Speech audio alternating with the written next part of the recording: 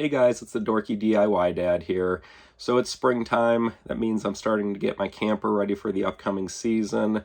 So I thought I'd give a brief overview and tutorial on the weight distribution system I have on my camper and on my tow vehicle. My tow vehicle is a 2022 Toyota Tundra. It has a towing capacity of 11,200 pounds. My camper is a 2021 Forest River Salem FSX 178. It has a dry weight of right around 3,900 pounds. So for those of you that aren't familiar with dry weight is everything removed from the camper and no liquids in the tank, essentially how the camper came to you from the factory. So even though there is a very large difference between the towing capacity of my truck and the weight of the camper, I still think it makes sense to have the weight distribution system. I'll show you some numbers at the end of the video to show you why I think that. Additionally, with the weight distribution system, you do get some sway control as well. So if you're in an area with strong crosswinds, it will help keep that sway a little more under control. Where I live in Pennsylvania, we have a lot of mountains, so crosswinds really aren't that big of an issue, but I could see maybe if you're more out west, like in the Central Plains states, where you could get a stronger crosswind, it would definitely help. I haven't been there yet, but yeah, that's just kind of what I would anticipate. So in this video, I plan to just give a brief overview of how the system works and then how to assemble it. I don't plan to go over the actual installation of the weight distribution system, even though this is a DIY channel. If you look at the instructions for this particular hitch, they're very detailed. There's a lot of steps, a lot of measurements to take. The instructions are about 22 pages long. You have some, I guess I would call it more obscure hardware that you have to use, and also some tools that you might not have just laying around your garage. There are some nuts and bolts close to 1 inch in diameter, plus there's a step in the installation manual that calls for 380 foot-pounds. So unless you have a way to achieve 380 foot-pounds, this might be a job best suited to a professional.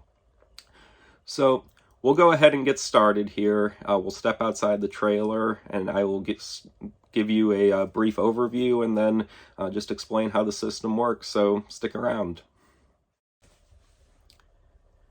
One more thing before we get started. In the video, you'll see me attach 2 bars to the weight distribution hitch. I refer to these bars as sway bars. I've also heard them referred to as spring bars and weight distribution bars. So for the purposes of this video, those 3 terms can be used interchangeably. Of course, when you're actually attaching one of these weight distribution systems to your own truck and trailer, please refer to your owner's manual, and any of the terms and any of the steps used in your owner's manual take precedence over what you're about to see in this video. Okay, so we're here at the truck. What you're seeing is the weight distribution system. It's made up of your hitch here. You've got your ball. In this case, it's a 2 5/16 inch ball.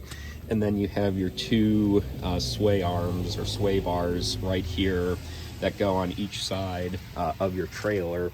And those bars are actually what provide the lift to help raise the back end of your truck or tow vehicle up a little bit higher, and also at the same time they're applying a downward force on the frame of the trailer through these L brackets right here.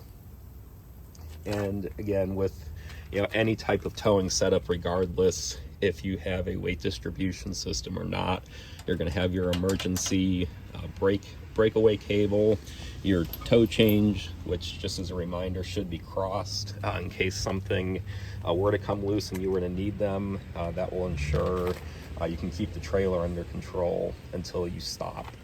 And then lastly, you've just got your 7-pin hookup here for your lights and brakes.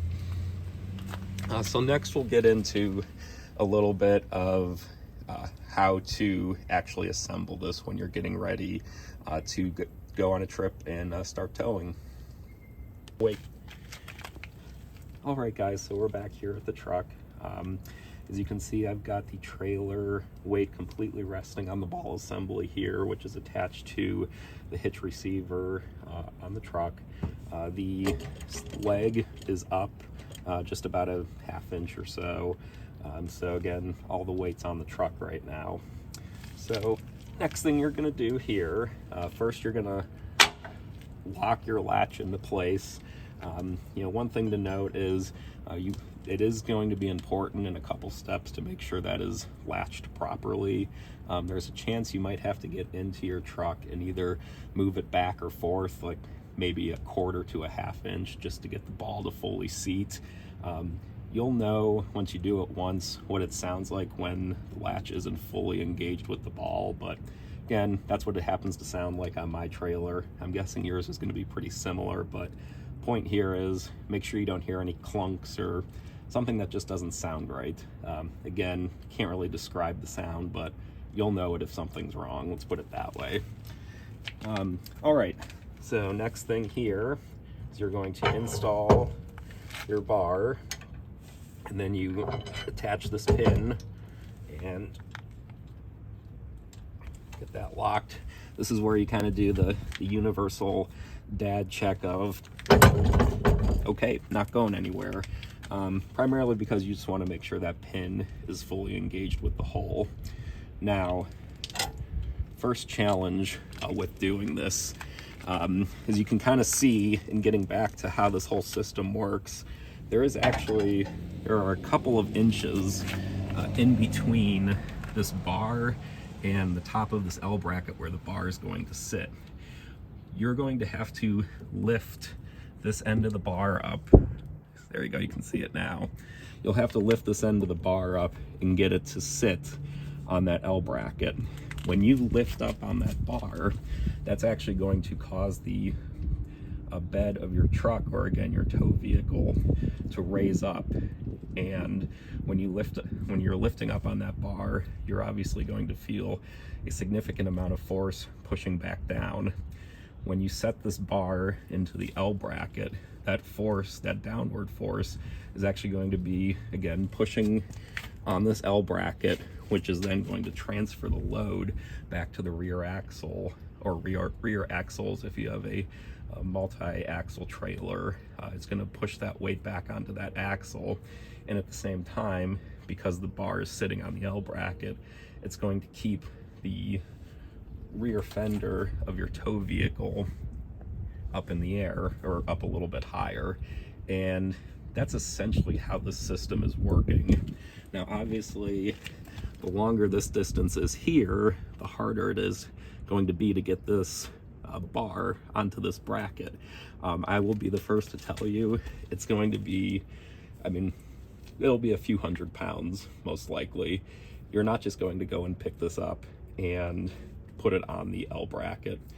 Now again, because we're dealing with different weights and forces here, this whole process is very dependent, or how easy this process is very dependent on how level of a surface you're parked on. Now my driveway is pretty level front to back, but from side to side there is going to be some pitch. So because of that pitch, you'll see that one side's going to be a lot easier to get on than the other side. So what you do here is you have one of these tools. Essentially it's just a long lever. It has some cutouts on the end that more or less help you. You can engage it with the pins here. You can put this hook into the square peg on the L bracket. Essentially it's just different ways to help you get the bar onto the bracket. So right now, again, I don't have any weight on the leg. It's all sitting on the truck. Give it a shot right now to see if I can get this on. There's a chance I won't be able to, so this is where I'll show you a couple other tips and tricks.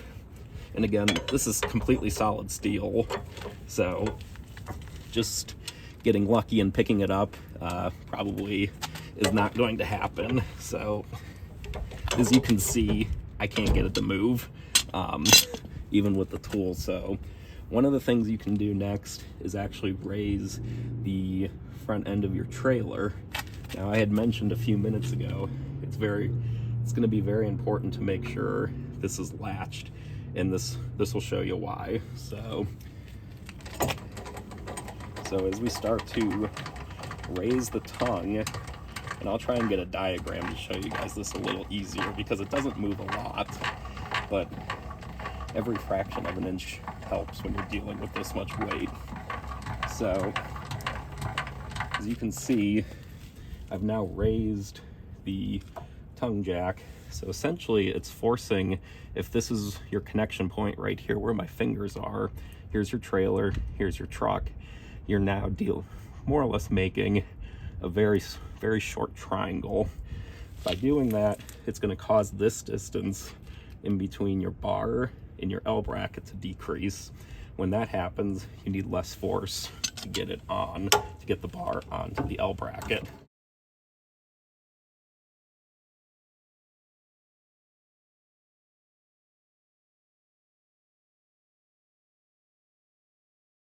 So as you can see, now I can get that seated properly, and with a little oomph, it goes right in. As you can tell by that pretty loud bang, there's still a lot of force on this bar. So what that means is, and again, you can probably just tell by the noise it made, you don't want your fingers or anything else close to this pinch point. Just can't stress that enough. I would only use the tool that came specifically with your weight distribution system. I wouldn't try and use hammers, sledgehammers, screwdrivers to try and pry it on. I'm sure some of you out there have tried that and it's worked. I personally don't recommend it. Just use what the OEM sent you. So, next thing here is we'll put this, again, I guess we'll call it an L bracket, right on, and that holds this bar in place because, again, as you're moving down the road and the road is rolling to the left and to the right, the amount of tension on this bar and then the same one on the other side of the trailer will change. So there are times, if I'm parked on a really uneven road, this bar is actually pushing up against this little L bracket right here, and it's trying to pop out. So this system it's very dynamic. It's constantly changing as you're driving down the road. So that's why these little brackets are important. So we'll just pop that in. And now we'll go over to the other side.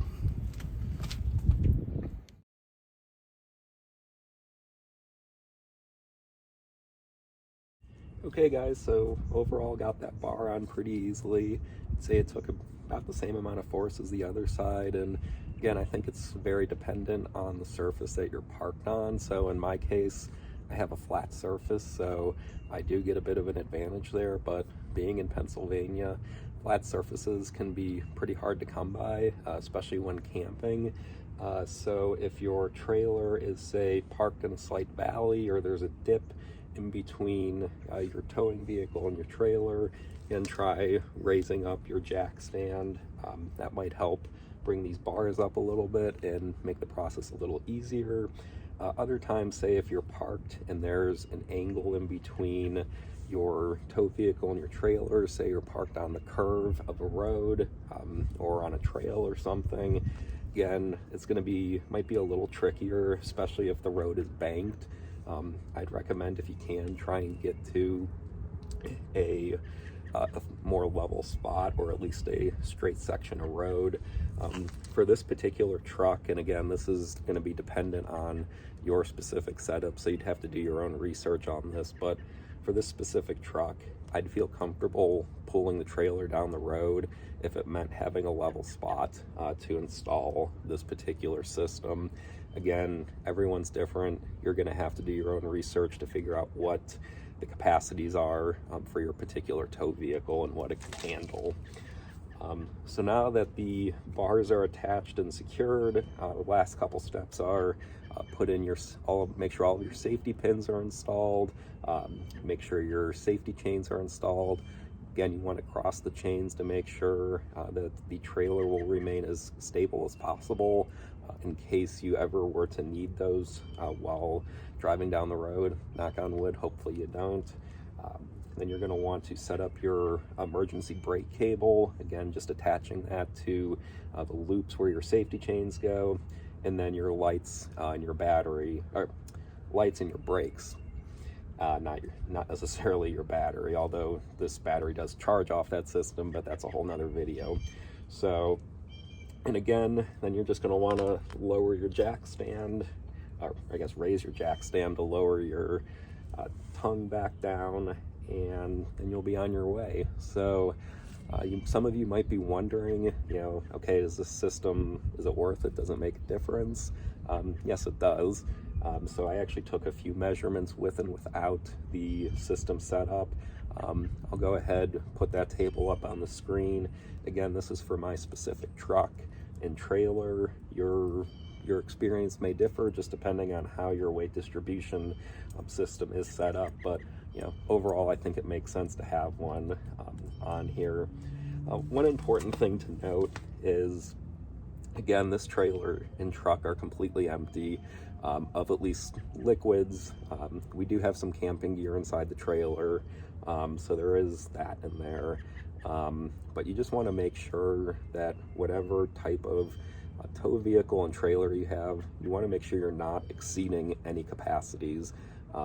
And my personal recommendation, and again, I'm not an expert, have never worked in the trucking business.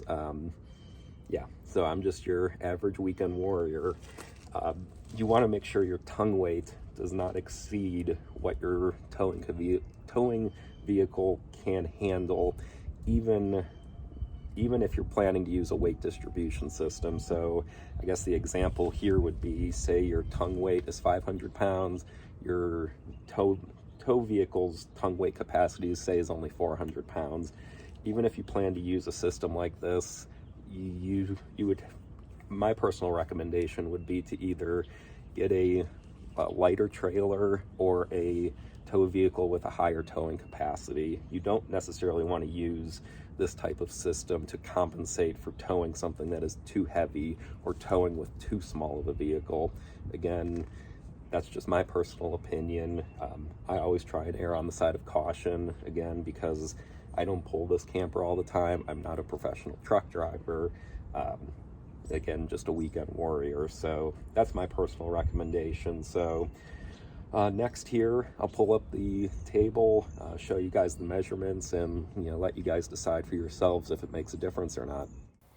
Okay guys, so I've got some measurements here to show you. What I did was I have 3 different setups to show the comparison of what the weight distribution system does for your towing setup. So the first is just the truck by itself. The trailer's not attached. The second is the trailer is attached, but the weight distribution system is not. And then the third is both the trailer and the weight distribution system are hooked up. I took some measurements across the truck and trailer. The first was the distance between the top of the front tire to the bottom of the wheel well fender, so right on that edge of your vehicle, or in my case, the truck. Took the same distance on the rear wheel, and then also measured from the bottom of my stem or ball assembly to down to my driveway. And then the last measurement was just the front corner of the trailer. So as you can see here, the front wheel, that distance really didn't change too much. But where you start to notice it is on the rear wheel, which is kind of what you'd expect. So just the truck by itself, you've got 6 inches of clearance. That drops down to 3.5 with the trailer attached without the weight distribution hitch. But then that actually increases back up to 5 inches. So you're recovering about 1.5 inches of clearance there with this system, or with a weight distribution system. Looking at the bottom of the stem assembly down to the driveway, again, you recover about 1.75 inches ish or so, yeah. again, with the weight distribution system. So it overall is making a difference. Again, you can take a look at the numbers a little bit more closely, but just wanted to highlight some of those to you.